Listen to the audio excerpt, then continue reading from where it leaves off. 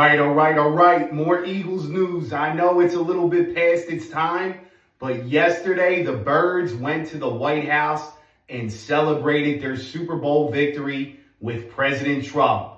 Now, there was some prominent Eagles that were not there, including the Super Bowl MVP, Jalen Hurts, and other prominent Eagles players include A.J. Brown, Devontae Smith, Zach Bond, Jalen Carter, Nakobe Dean, Nolan Smith, Quinyon Mitchell, C.J. Gardner-Johnson, and Jordan Davis, just to name some of the Eagles that were not at the Super Bowl victory celebration at the White House. But almost half the Eagles starters were there. They were just missing some key pieces. Now, going back to QB1, Jalen Hurts, he said he had some conflicting scheduling issues. That's why he couldn't make it to the White House.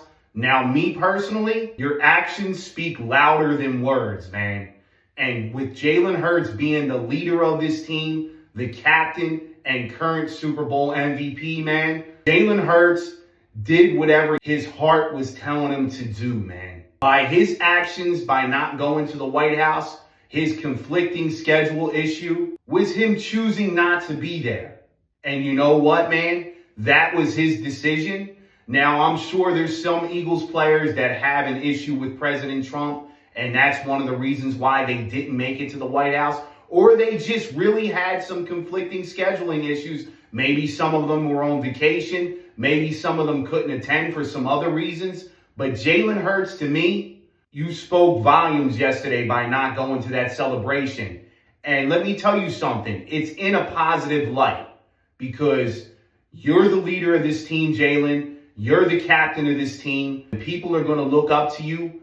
And whatever you do on and off the field, you're a true leader, man. That's how you build character. That's how you build legacy. Now, I'm saying that was his God-given right choice to go to the White House. The team left it up to the players. The players made a decision. And you know what? I'm okay with that decision because that's the choice that they made. And they don't have to be forced into anything that they truly do not want to do. Whether it's a schedule issue or not, there's going to be a lot of criticism for him not going to the White House for the celebration. But you know what? I'm going to back up QB1 100%, man. He's still my quarterback. He's still Philadelphia's quarterback at the end of the day. And he's still going to perform on the field. And he's still going to do what he does, man. He's going to keep the main thing the main thing. That's what he's all about. Whether people have a problem that he went to the White House or not, at the end of the day, he's still going to be the leader of this team. And other players are going to follow suit along behind him because he is the true leader. Whatever he wants to do is his prerogative, man. That's his decision. You know, you haters, you criticizers can come at him all you want.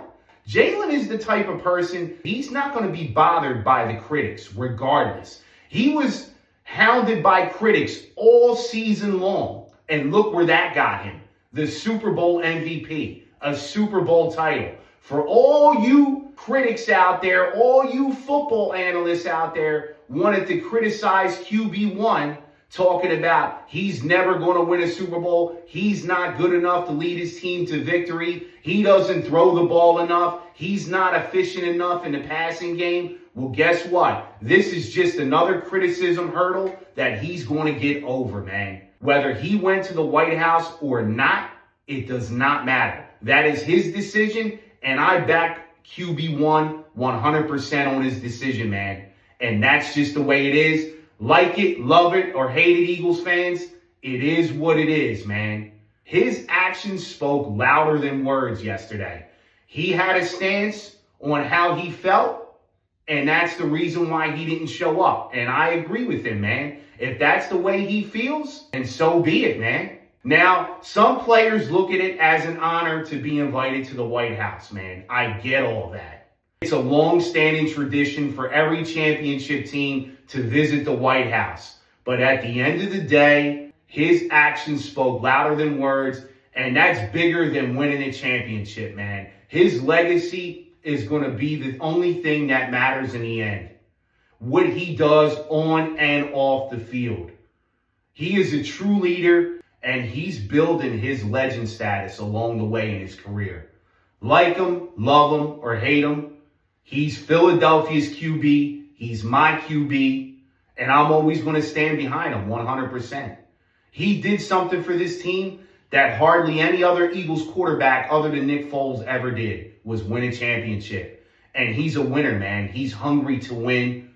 He's hungry to win in life. He's a life winner. And he's a true leader at heart, man. How could you not get behind a guy like Jalen Hurts? You know, you can say what you want about him. At the end of the day, you can criticize his play on the field.